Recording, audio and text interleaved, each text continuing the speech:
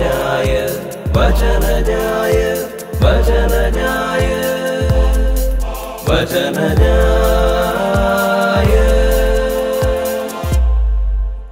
യേശുവിൽ സ്നേഹം നിറഞ്ഞവരെ, ഈ ഞായറാഴ്ച നമ്മൾ പെന്തക്കുസ്ത തിരുനാൾ ആഘോഷിക്കുകയാണ്. പരിശുദ്ധാത്മാവ് ശിഷ്യരുടെ മേൽ എഴുന്നള്ളി വരുന്ന തിരുനാൾ. ഇത് സഭയിലെ പ്രധാനപ്പെട്ട ഒരു തിരുനാളായിട്ടാണ് നമ്മൾ കരുതേണ്ടത്. ഈസ്റ്റർ നമ്മൾ ഒരുങ്ങി ആഘോഷിക്കുന്നത് പോലെ, ക്രിസ്മസ് ഒരുക്കത്തോടുകൂടി ആഘോഷിക്കുന്നത് പോലെ അതീവ പ്രാധാന്യത്തോടെ നമ്മൾ ആഘോഷിക്കേണ്ട ഒരു തിരുനാളാണ് പെന്തക്കുസ്ത തിരുനാൾ. ഒരു പക്ഷേ പ്രസംഗപീഠത്തിൽ നിന്ന് തന്നെ നമ്മൾ കേട്ടിട്ടുണ്ടാവും ഇത് സഭയുടെ ആരംഭമാണെന്ന്. പക്ഷേ അത് അത്ര ശരിയായ ഒരു കാര്യമല്ല. കാരണം സഭയുടെ ആരംഭം എന്ന് പറയുന്നത് ക്രിസ്തുവിൻ്റെ പിളർക്കപ്പെട്ട തിരുവിലാവിൽ നിന്നാണ്. സഭയുടെ മതബോധന ഗ്രന്ഥം നമ്മെ പഠിപ്പിക്കുന്നത് 766 പാരഗ്രാഫ്, സഭ ജനിക്കുന്നത് പ്രഥമമായി നമ്മുടെ രക്ഷയ്ക്ക് വേണ്ടി ക്രിസ്തു വിശുദ്ധ കുർബാനയുടെ സ്ഥാപനത്തിൽ മുൻകൂട്ടി നടത്തുകയും കുരിശിൽ പൂർത്തീകരിക്കുകയും ചെയ്ത സമ്പൂർണമായ ആത്മദാനത്തിൽ നിന്നാണ്. ക്രൂശിതനായ യേശുവിൻ്റെ തിരുവിലാവിൽ നിന്ന് ഒഴുകിയ രക്തവും ജലവും, അതായത് ജ്ഞാനസ്നാനം, അതുപോലെ തന്നെ പരിശുദ്ധ ദിവ്യകാരുണ്യം അതിനെ സൂചിപ്പിക്കുന്നു. സഭയുടെ ഉദ്ഭവവും വളർച്ചയും പ്രതീകാത്മകമായി സൂചിപ്പിച്ചു. എന്തെന്നാൽ കുരിശിൽ മരണനിദ്രയിലായിരുന്ന ക്രിസ്തുവിൻ്റെ പാർശ്വത്തിൽ നിന്നാണ് സഭ മുഴുവനുമാകുന്ന വിസ്മയനീയമായ കൂദാശ ബഹിർഗമിച്ചത്. ആദം ഉറക്കത്തിലായിരുന്നപ്പോൾ പാർശ്വത്തിൽ നിന്ന് ഹവ്വയെ രൂപപ്പെടുത്തിയതുപോലെ ക്രിസ്തു കുരിശിൽ കിടക്കുമ്പോൾ പിളർക്കപ്പെട്ട അവിടുത്തെ തിരുവിലാവിൽ നിന്ന് സഭ നിർഗളിച്ചു എന്നോ സഭ ഉത്ഭവിച്ചു എന്നോ, അതാണ് സഭയുടെ ആരംഭം എന്നാണ് നമ്മൾ കരുതുന്നത്. ഇത് പ്രത്യേകമായി ശിഷ്യർ ക്രിസ്തുവിനെ പ്രഘോഷിക്കുവാനായി ഇറങ്ങിത്തിരിക്കുന്ന ഒരു ഭാഗമാണ്. നമ്മൾ ഈ ഭാഗം വായിക്കുമ്പോൾ നമ്മൾ പലപ്പോഴും പറയാറുണ്ട് ശിഷ്യർ ഭയപ്പെട്ട് ഒരുമിച്ചിരിക്കുകയായിരുന്നു. അങ്ങനെ ഒരു കാര്യവുമില്ല. കാരണം ഉയിർപ്പിൻ്റെ അനുഭവം ഉണ്ടാകുന്ന സമയത്ത് ശിഷ്യർ ഭയപ്പെട്ടിരിക്കുകയായിരുന്നു. ദുഃഖവെള്ളിയാഴ്ചത്തെ തങ്ങളുടെ ഗുരുവിന് സംഭവിച്ച ഒരു കാര്യം അവരെ ഭയപ്പെടുത്തിയിരുന്നു, അവരുടെ പ്രതീക്ഷ നശിച്ചിരുന്നു. പക്ഷേ ഉയിർപ്പിന് ശേഷം ധൈര്യമായിരിക്കും എന്ന ക്രിസ്തുവിൻ്റെ ഉറപ്പ് അവർക്ക് കിട്ടിയിട്ടുണ്ട്. അപ്പോൾ അപ്പസ്തോല പ്രവർത്തനങ്ങളിൽ ഭയപ്പെട്ടിരിക്കുന്ന ശിഷ്യന്മാരാണെന്ന് നമ്മൾ വായിക്കുന്നില്ല. ഈ ഭാഗം നമ്മൾ വായിക്കുന്നത് ഇങ്ങനെയാണ്. 2-ാം അധ്യായം, പെന്തക്കുസ്ത ദിവസം സമാഗതമായപ്പോൾ അവരെല്ലാവരും ഒരുമിച്ച് കൂടിയിരിക്കുകയായിരുന്നു. പെന്തക്കുസ്ത ദിവസം സമാഗതമായപ്പോൾ, അതിനർത്ഥം പെന്തക്കുസ്ത എന്ന് പറയുന്നത് ക്രൈസ്തവരുടെ ആഘോഷമല്ലായിരുന്നു ആദ്യം, അത് യഹൂദരുടെ ആഘോഷമായിരുന്നു. എന്താണ് യഹൂദരുടെ പെന്തക്കുസ്ത? എന്താണ് പെന്തക്കുസ്ത എന്ന വാക്കിൻ്റെ അർത്ഥം? അത് പല പ്രാവശ്യമായിട്ട് നമ്മൾ കേട്ടിട്ടുണ്ട്. പെൻറ്റ എന്ന വാക്കിൻ്റെ അർത്ഥം 5 എന്നാണ്. നമ്മൾ ചില വാക്കുകൾ അങ്ങനെ കേട്ടിട്ടുണ്ട്. പെൻറ്റഗൺ എന്ന വാക്ക് നമുക്ക് പരിചയമാണ്. പിന്നെ എറണാകുളത്ത് മേനക എന്ന് പറയുന്ന ഒരു സ്ഥലമുണ്ട്. അപ്പോൾ അവിടെ പെൻറ്റ എന്ന വാക്കിൻ്റെ അർത്ഥം 5 എന്നാണ്. പെന്തക്കുസ്ത എന്ന് വെച്ചാൽ 50 എന്നാണ്. എന്താണ് ഈ പെന്തക്കോസ്ത 50 കൊണ്ട് നമ്മൾ അർത്ഥമാക്കുന്നത്? ഇസ്രായേൽ ജനം അടിമത്തത്തിൽ നിന്ന്, ഈജിപ്തിൽ നിന്ന് കടന്നുപോക്ക് എന്ന് പറയുന്ന അനുഭവം, പസോർ എന്ന് പറയുന്ന കാര്യം സംഭവിച്ച് അവർ ചെങ്കടൽ കടന്ന് സീനായ് മലയിൽ എത്തുന്നത് 50-ാമത്തെ ദിവസമാണ്. അങ്ങനെ സീനായ് മലയിൽ വെച്ച് ദൈവത്തോടുള്ള ഉടമ്പടി ചെയ്ത് ദൈവത്തിൻ്റെ ജനമായി മാറി ദൈവത്തിൽ നിന്ന് നിയമം കൽഫലകങ്ങളിൽ സ്വീകരിക്കുന്ന തിരുനാളാണ് പെന്തക്കുസ്ത എന്ന് പറയുന്നത്. അതുകൊണ്ട് പെന്തക്കുസ്ത എന്ന വാക്കിൻ്റെ അർത്ഥം 50th, 50-ാമത്തേത് എന്നാണ്. കാരണം 50 ദിവസമായി. ഇത്രയും ദിവസമായതുകൊണ്ട് തന്നെ ഇതിനെ ആഴ്ചകളുടെ തിരുനാളെന്നും ഹെബ്രായർ വിളിക്കാറുണ്ട്. പെന്തക്കോസ്ത ഒരു ഗ്രീക്ക് വാക്കാണ്. അതിൻ്റെ ഹെബ്രായ ഭാഷയിൽ അവർ വിളിക്കുന്നത് ഷവ്വത്ത് എന്നാണ്. നമ്മളുടെ യൂട്യൂബിൽ ഷവ്വത്ത് എന്നടിച്ച് നമ്മൾ ടൈപ്പ് ചെയ്ത് കൊടുത്തു കഴിഞ്ഞാൽ നമുക്ക് ഹെബ്രായരുടെ ആഘോഷങ്ങളൊക്കെ നമുക്ക് കണ്ടെത്തുവാൻ പറ്റും. എന്താണ് ഈ വാക്കും നിയമവും, പണ്ട് ലഭിച്ച കൽഫലങ്ങളിലുള്ള നിയമവും ദൈവജനമായി തീർന്നതും പരിശുദ്ധാത്മാവിൻ്റെ ആഗമനവും തമ്മിലുള്ള ബന്ധം എന്ന് ചോദിച്ചാൽ നമുക്ക് എസക്കിയേൽ പ്രവാചകൻ്റെ പുസ്തകത്തിലേക്കാണ് നമ്മൾ പോകേണ്ടത്. അവിടെ നമ്മൾ വായിക്കുന്നത് ഇങ്ങനെയാണ്.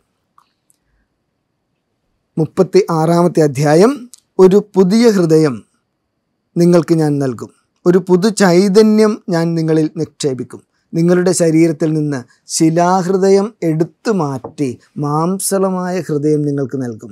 എൻ്റെ ആത്മാവിനെ ഞാൻ നിങ്ങളിൽ നിവേശിപ്പിക്കും.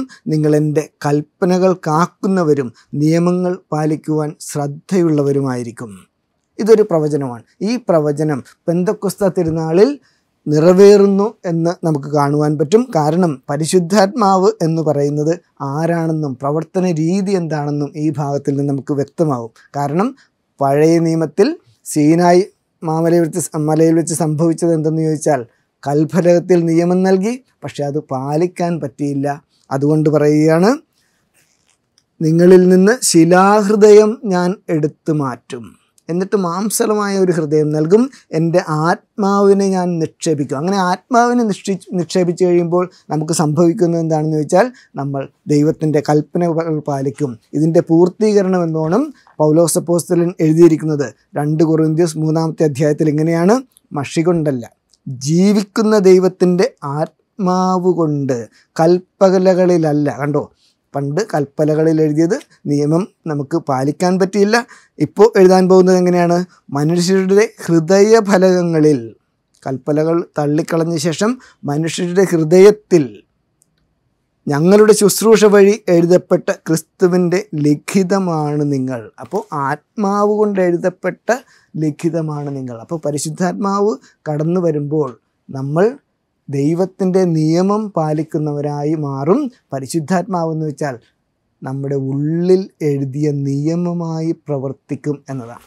പ്രിയമുള്ളവരെ, നമ്മൾ പരിശുദ്ധാത്മാവിൻ്റെ പ്രവർത്തനങ്ങളെക്കുറിച്ച് പറയുമ്പോൾ വലിയ വലിയ അത്ഭുതാവഹമായ പ്രവർത്തനങ്ങളെക്കുറിച്ച് ചിന്തിക്കാറുണ്ട്. ഒരാൾ മറ്റൊരാളുടെ ഹൃദയരഹസ്യങ്ങൾ വെളിപ്പെടുത്തുന്നു, പണ്ട് നടന്ന കാര്യങ്ങൾ വെളിപ്പെടുത്തുന്നു, അല്ലെങ്കിൽ വരാനിരിക്കുന്നവയെ വിളിച്ചു പറയുന്നു. അങ്ങനെ അത്ഭുതകരമായ പ്രവർത്തികൾക്ക് പിന്നാലെ നമ്മൾ പോകാറുണ്ട്. പക്ഷേ പരിശുദ്ധാത്മാവിൻ്റെ ഏറ്റവും പ്രധാനപ്പെട്ട പ്രവർത്തനമായിട്ട് നമ്മൾക്ക് കാണാവുന്നത് അത് നമ്മുടെ ഹൃദയത്തിൽ എഴുതിയ നിയമം എന്നോണം പ്രവർത്തിക്കുന്നു എന്നാണ്. എന്താണ് ഈ ഹൃദയത്തിൽ എഴുതിയ നിയമത്തിൻ്റെ പ്രത്യേകത? പുറമേ എഴുതിയ നിയമങ്ങൾക്കെല്ലാം ഒഴിവുകഴിവുകളുണ്ടാവും. നമ്മൾ പല രീതിയിൽ ഒഴിവുകഴിവുകൾ പറയാറുണ്ട്. എന്താണ് വൈകിയത് എന്ന് ചോദിച്ചാൽ നമുക്ക് ഒരുപാട് ഉത്തരങ്ങൾ ഒഴിവുകളുണ്ട്. പക്ഷേ പരിശുദ്ധാത്മാവെന്ന നിയമം നമ്മുടെ ഹൃദയത്തിൽ പ്രവർത്തിക്കുന്നത് നമുക്ക് ഒഴിവുകഴിവ് പറയാൻ പറ്റാത്ത രീതിയിലാണ്. ഈ നിയമത്തിൻ്റെ പ്രത്യേകത എന്താണെന്ന് വെച്ചാൽ അതൊരു ആത്മമന്ത്രണമാണ്. നമ്മൾ ശ്രദ്ധിക്കുന്നില്ല എങ്കിൽ നമുക്ക് നഷ്ടപ്പെട്ടു പോകാവുന്ന പരിശുദ്ധാത്മാവിൻ്റെ ഒരു പ്രവർത്തനമാണ് ഉള്ളിൽ എഴുതിയ നിയമം എന്ന രീതിയിൽ പ്രവർത്തിക്കുന്നത്. ഒരു ഉദാഹരണം പറയാം. നമ്മൾ നമ്മുടെ വീട്ടിൽ വളരെ മുറിപ്പെടുത്തുന്ന രീതിയിൽ സംസാരിച്ചു എന്ന് കരുതുക. നമുക്കന്ന് വൈകുന്നേരം കുറച്ച് കഴിയുമ്പോൾ ഒരു തോന്നലുണ്ടാകുകയാണ്. എന്താണ്? ഞാൻ ചെയ്തത് ശരിയായില്ല, അങ്ങനെ പറയേണ്ടിയില്ലായിരുന്നു, ഞാൻ മറ്റൊരാളെ വേദനിപ്പിച്ചല്ലോ എന്നോർത്തൊരു ദുഃഖം നമുക്കുണ്ടാവുന്നു. എന്താണത്? പരിശുദ്ധാത്മാവിൻ്റെ പ്രവർത്തനമാണ് പ്രിയപ്പെട്ടവരെ. അങ്ങനെ പരിശുദ്ധാത്മാവിനെ നമ്മൾ കണക്കെടുക്കുന്നില്ല എങ്കിൽ പരിശുദ്ധാത്മാവ് നമ്മെ നയിക്കുന്നത് നമുക്ക് മനസ്സിലാകില്ല. കാരണം ശരിയേത്, തെറ്റേത്, നീതിപൂർവം എന്ത് തിരഞ്ഞെടുക്കണം, എന്തിൽ നിന്ന് പിന്മാറണം, എന്തിനൊക്കെ അതേ എന്ന് പറഞ്ഞ് ദൈവഹിതത്തിന് സ്വയം സമർപ്പിക്കണം എന്നൊക്കെ നമ്മുടെ ഉള്ളിൽ പറയുന്ന നിയമമാണ് പരിശുദ്ധാത്മാവ്. ഈ നിയമത്തിൻ്റെ പ്രത്യേകത മറ്റൊന്നെന്ത് വെച്ചാൽ, നമ്മളിങ്ങനെ മുറിപ്പെടുത്തുന്ന സ്വഭാവം ഒരു ദിവസം കാണിച്ചു, നമുക്ക് വേദനയുണ്ടായി. പക്ഷേ ഇത് സ്ഥിരമായിട്ട് ചെയ്യുകയാണെങ്കിലോ, പിന്നീട് നമ്മൾ എത്ര ഒച്ചയിട്ട് മറ്റുള്ളവരെ തരം താഴ്ത്തിയാലും മുറിപ്പെടുത്തിയാലും നമ്മളെ അത് ബാധിക്കാത്ത ഒരു കാര്യമായി പോകുന്നു. അങ്ങനെ സംഭവിക്കുമ്പോൾ നമുക്ക് എന്തോർക്കാം? പരിശുദ്ധാത്മാവ് നിർവീര്യമായി പോയി എന്നോർക്കാം. മറ്റൊരു ഉദാഹരണം, കുമ്പസാരിക്കണം എന്ന് തോന്നുന്നു, ജീവിതത്തിനൊരു ഭാരം തോന്നുന്നു, ഒന്ന് ആകെ ശുദ്ധീകരിച്ച് പുതിയ സ്നേഹത്തിലേക്ക്, പുതിയ വാത്സല്യത്തിലേക്ക്, പുതിയ കർത്തവ്യബോധ്യത്തിലേക്കൊക്കെ കടക്കണമെന്ന് തോന്നി കുമ്പസാരിക്കാൻ തോന്നുമ്പോൾ നമ്മളത് പരിഗണിക്കാതെ ഒരു ദിവസം നീട്ടിവെച്ചു, ഒരാഴ്ച നീട്ടിവെച്ചു, വരുന്ന ആഴ്ചകളിലേക്ക് മാറ്റിവെച്ചു. പിന്നീട് എന്ത് സംഭവിക്കുന്നു? അത്തരമൊരു ചിന്ത, അത്തരമൊരു ആശയം മങ്ങിപ്പോവുകയും നമ്മളിൽ പ്രവർത്തിക്കാതിരിക്കുകയും ചെയ്യുന്നു. എന്താ സംഭവിക്കുന്നത്? പരിശുദ്ധാത്മാവ് നമ്മെ നയിക്കുന്ന വഴികളിലേക്ക് നമ്മൾ കടന്നു വരുന്നില്ല, അതിനെ നമ്മൾ മരവിപ്പിച്ച് കഴിയുന്നു. ആത്മാവ് നിർവീര്യമായി പോകുന്നു എന്നാണ് അർത്ഥം. അപ്പോൾ ഈ പെന്തക്കോസ്ത് ദിവസം വ്യക്തിപരമായി നമുക്ക് ആഘോഷിക്കണമെങ്കിൽ പരിശുദ്ധാത്മാവിൻ്റെ ഉള്ളിൽ എഴുതിയ നിയമമാണ്, ആന്തരികമായ ഒരു നിമന്ത്രണമാണ്. എനിക്കൊരു ബോധപൂർവമായ ശ്രദ്ധ എൻ്റെ ഹൃദയത്തിലേക്ക് വേണം എന്നുള്ളതാണ്. പ്രിയമുള്ളവരെ, പലപ്പോഴും നമ്മൾ നമ്മുടെ ജീവിതത്തിൽ തന്നെ പല മാറ്റങ്ങൾ വരുത്തണമെന്ന് ഉദ്ദേശിക്കുന്നവരും, അത് ഇപ്പോൾ ഒരു ന്യൂ ഇയർ സംബന്ധിച്ച്, ബർത്ത്ഡേ സംബന്ധിച്ചൊക്കെ നമ്മൾ പുതിയ ജീവിതം തുടങ്ങണമെന്നൊക്കെ ആഗ്രഹിക്കാറുണ്ട്. അപ്പോഴൊക്കെ ഉള്ളിലെഴുതിയ നിയമം പോലെ നമുക്ക് പല കാര്യങ്ങളും കിട്ടും. എന്നാൽ സാധാരണ സംഭവിക്കാറുള്ള കാര്യം ഒന്ന് ആലോചിച്ച് നോക്കിക്കോളൂ. തീരുമാനങ്ങളൊക്കെ എടുത്ത് കുറച്ച് നാളത് നടപ്പിലാകുന്നു, പിന്നീട് അത് നമ്മൾ മറന്നു കളയുന്നു. ആദ്യത്തിനേക്കാൾ വഷളായി എന്നൊരവസ്ഥയിലേക്ക് 2 ആഴ്ച കഴിയുമ്പോൾ നമ്മൾ എത്തിച്ചേരുന്നു. സാധാരണ പറയാറുണ്ടല്ലോ, ഒരു പിശാചിനെ പുറത്താക്കി കഴിയുമ്പോൾ കൃത്യമായിട്ട് നമ്മൾ ശ്രദ്ധിക്കുന്നില്ലെങ്കിൽ അത് 7 പിശാചുക്കളെ കൊണ്ട് തിരിച്ചു വരും, പിന്നെ ആദ്യത്തേതിനും മോശമാകും എന്ന രീതിയിലാണ്. അതിനർത്ഥം എന്താണ്? ഈ ആത്മാവിൻ്റെ പ്രവർത്തനത്തെ വളരെ ഗൗരവമായിട്ടെടുത്ത് ആത്മനിയന്ത്രണങ്ങളെ ശ്രദ്ധിക്കുന്ന ഒരു ജീവിതം, ഉള്ളിലേക്ക് തന്നെ ആന്തരികതയിലേക്ക് തിരിയുന്ന ഒരു ജീവിതത്തിലേക്ക് ആത്മാവ് നമ്മളെ ക്ഷണിക്കുന്നു. നമ്മുടെ ഉള്ളിലെ നിയമമായി അത് പ്രവർത്തിക്കുന്നു. നിയമം ലഭിച്ചതിൻ്റെ ആഘോഷം എന്നതിൻ്റെ കൂടെ തന്നെ യഹൂദർ തങ്ങളുടെ കാർഷിക വൃത്തിയിൽ സംഭവിച്ച ഒരു കാര്യം കൂടെ പെന്തക്കോസ്ത തിരുനാളിനോട് ചേർത്ത് വെച്ചു. പാസ്ഓവർ ആരംഭിക്കുന്ന സമയം, ആ തിരുനാളിനോടനുബന്ധിച്ചാണ് ബാർലിയുടെ വിളവെടുപ്പ് ആരംഭിക്കുന്നത്. അതിനുശേഷം ഗോതമ്പിൻ്റെ വിളവെടുപ്പ് അവസാനിക്കാറാവുമ്പോഴാണ് പെന്തക്കോസ്ത തിരുനാൾ. അതിനുശേഷം മറ്റു ഫലങ്ങളുടെ വിളവെടുപ്പാണ്. അപ്പോൾ പുതിയ ധാന്യങ്ങൾ കൊണ്ട്, പുതിയ ഫലങ്ങൾ വിളവെടുപ്പ് ഉത്സവമായിട്ട് ആഘോഷിക്കുന്ന ഒരു രീതിയുണ്ട്. അപ്പോൾ നമുക്കറിയാം, നമ്മുടെ പാരമ്പര്യങ്ങളിൽ പോലും ചില സ്ഥലത്തൊക്കെ പുതിയ ധാന്യങ്ങൾ ഉപയോഗിച്ച് ഒരു വീര്യമുള്ള പാനീയം ഉണ്ടാക്കുകയും കഴിക്കുകയും ചെയ്യുന്ന രീതി ഇന്ത്യയിൽ തന്നെ പല സ്ഥലത്തുമുണ്ട്. അങ്ങനെ ഒരു കാര്യം കൂടി ഇവിടെ സാധ്യമാണ്. പ്രത്യേകിച്ച് നമ്മൾ വായിക്കുന്ന ഒരു കാര്യം ഇങ്ങനെയാണ്: ശിഷ്യന്മാർ ആത്മാവ് വന്ന് നിറഞ്ഞപ്പോൾ ധൈര്യസമേതം സംസാരിക്കുവാൻ തുടങ്ങുമ്പോൾ, വിവിധ ഭാഷകളിൽ സംസാരിക്കുമ്പോൾ അവർക്കൊരു പരിഹാസം ലഭിക്കുകയാണ്. അതിങ്ങനെയാണ്: എന്നാൽ മറ്റു ചിലർ പരിഹസിച്ച് പറഞ്ഞു, പുതുവീഞ്ഞ് കുടിച്ച് ഇവർക്ക് ലഹരി പിടിച്ചിരിക്കുകയാണ്. പ്രിയമുള്ളവരെ, ഇതൊരു പരിഹാസമായിട്ട് ഇവിടെ എഴുതിയിരിക്കുന്നു. പക്ഷേ ആലങ്കാരികമായി നോക്കുമ്പോൾ ഒരു ഐറണി എന്ന് പറയുന്ന ഒരു കാര്യം ഇവിടെ പ്രവർത്തിക്കുകയാണ്. എന്താണ് ഈ ശിഷ്യന്മാർ ഇപ്പോൾ അനുഭവിക്കുന്ന ലഹരി? എന്താണ് അവർ പാനം ചെയ്ത പുതുവീഞ്ഞ്? പ്രിയമുള്ളവരെ, അത് പരിശുദ്ധാത്മാവ് തന്നെയാണ്. പരിശുദ്ധാത്മാവ് ഒരു ലഹരിയായി അവരുടെ ജീവിതത്തിലേക്ക് ഇറങ്ങി വന്നിരിക്കുകയാണ്. ഇനി മുതൽ അവർ ഏതാണ്ട് ഉന്മത്തരെ പോലെ ഇറങ്ങിത്തിരിക്കും. തങ്ങളുടെ ഇത്രയും നാളത്തെ ജീവിതത്തിൽ ക്രിസ്തുവിനോടൊപ്പം എന്തൊക്കെ നേടിയെടുത്തുവോ അത് ക്രിസ്തുവിനെ സാക്ഷ്യം വഹിക്കുന്നതായി മാറ്റിത്തീർത്ത് അവർ ജനപദങ്ങളുടെ ഇടയിലൂടെ സഞ്ചരിക്കും. തീർച്ചയായിട്ടും വട്ടുപിടിച്ച വ്യക്തികൾ എന്ന് പറയുന്നത് ദൈവാനുഭവം അങ്ങനെയുള്ളൊരു കാര്യമാണല്ലോ. ഫ്രാൻസിസ് അസീസിയുടെ ജീവിതത്തിലെടുത്ത് നോക്കിയാൽ, മറ്റു വിശുദ്ധരുടെ ജീവിതത്തിലെടുത്ത് നോക്കുക, ദൈവം അതിശക്തമായി പ്രവർത്തിക്കുമ്പോൾ ഏതാണ്ട് ഭ്രാന്ത് പിടിച്ചതുപോലെ. കാരണം അവർക്ക് നമ്മൾ ഉപയോഗിക്കുന്ന കാര്യകാരണ വിവേചനങ്ങൾ, ലാഭനഷ്ടങ്ങളുടെ ചിന്തകൾ, അല്ലെങ്കിൽ ഒഴുക്കിനൊത്ത ജീവിതം, അതൊന്നുമില്ല. അവർ ഒഴുക്കിനെതിരായി നീങ്ങുന്നു. അവർ ഒരു എതിർ സംസ്കാരം രൂപപ്പെടുന്നു.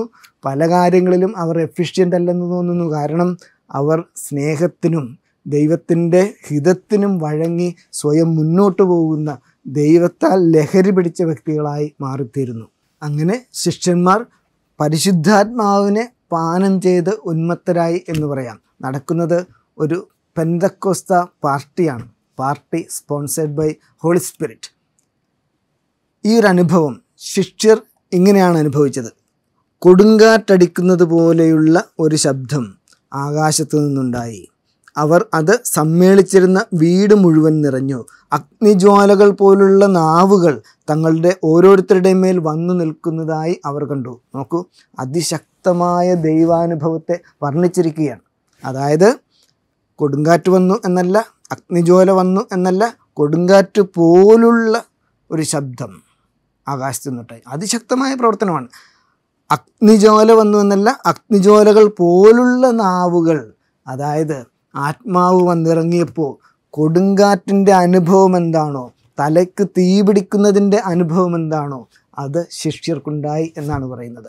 അവർക്ക് കത്ത് പിടിച്ചു.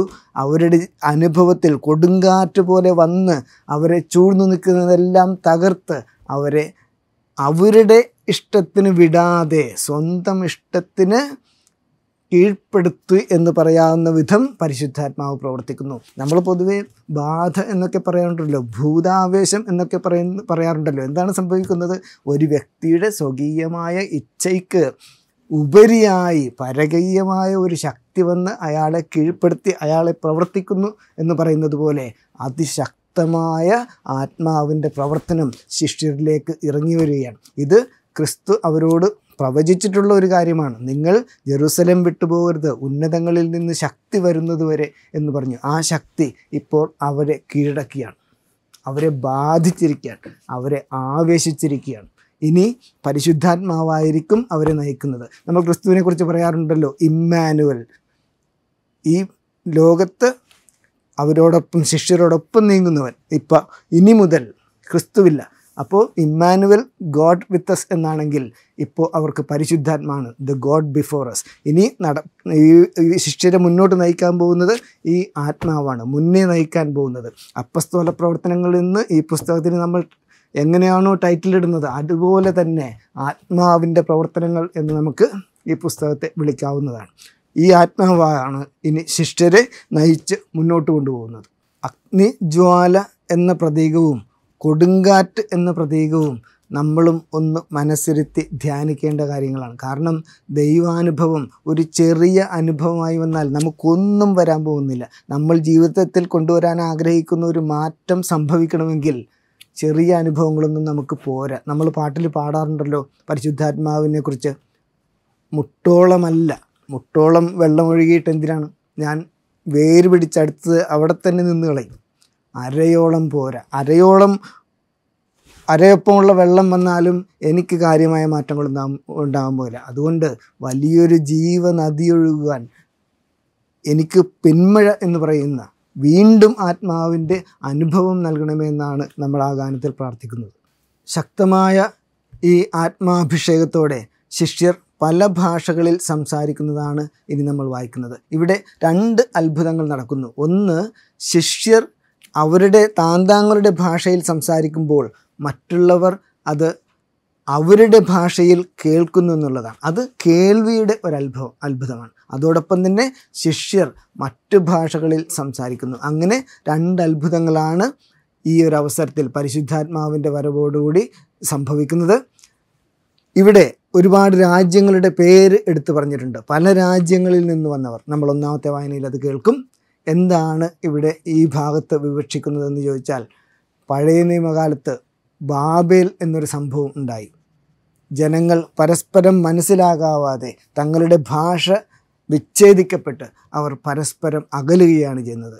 ഈ പരിശുദ്ധാത്മാവിൻ്റെ ആഗമനത്തോടെ അകന്നു നിന്നവർ, പല ഭാഷകൾ സംസാരിക്കുന്നവർ, പല രാജ്യങ്ങളിൽ നിന്ന് വന്നവർ ഒക്കെ പരസ്പരം മനസ്സിലാകാവുന്ന, ഹൃദയൈക്യത്തിൽ മുന്നോട്ട് പോകാവുന്ന ഒരു പ്രവർത്തനം ആത്മാവ് കാഴ്ചവെക്കുന്നു. അപ്പസ്തോല പ്രവർത്തനങ്ങൾ വായിക്കുമ്പോൾ നമുക്കറിയാം, പരിശുദ്ധാത്മാവിൻ്റെ ആഗമനം, അതായത് ക്രിസ്തീയ പെന്തക്കോസ്ത ഒരു പ്രാവശ്യം മാത്രം സംഭവിക്കുന്ന ഒന്നല്ല.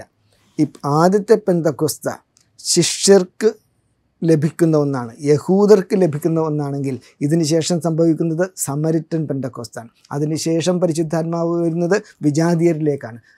യഹൂദർ മറ്റുള്ളവരെ, പ്രത്യേകിച്ച് സമറിയാക്കാരെ ശത്രുക്കളായിട്ടാണ് കണ്ടിരുന്നത്. വിജാതീയരായിട്ട് മറ്റുള്ളവരെ കണക്കാക്കിയിരുന്നു. ഇപ്പോഴിതാ പരിശുദ്ധാത്മാവിൻ്റെ ആഗമനത്തോടെ പെന്തക്കോസ്ത എന്ന് പറയുന്ന അനുഭവം, നമ്മൾ എന്തൊക്കെ വേലിക്കെട്ടുകൾ, വേർതിരിവുകൾ ഉണ്ടാക്കി വെച്ചിട്ടുണ്ടോ അതിനെയൊക്കെ അതിവർത്തിച്ച് നീങ്ങുന്ന ഒന്നാണ് പരിശുദ്ധാത്മാവ്. പ്രിയമുള്ളവരെ, പരിശുദ്ധാത്മാവിൻ്റെ അനുഭവം അതിശക്തമായി ബോധപൂർവം ഉൾക്കൊള്ളുക. തലയ്ക്ക് തീ പിടിച്ചതുപോലെ, കൊടുങ്കാറ്റ് വരുന്നത് പോലെ നിങ്ങൾക്കെല്ലാവർക്കും പരിശുദ്ധാത്മാവിൻ്റെ അനുഗ്രഹം ആശംസിക്കുന്നു. വചനജായ വചനജായ വചനജായ വചനജായ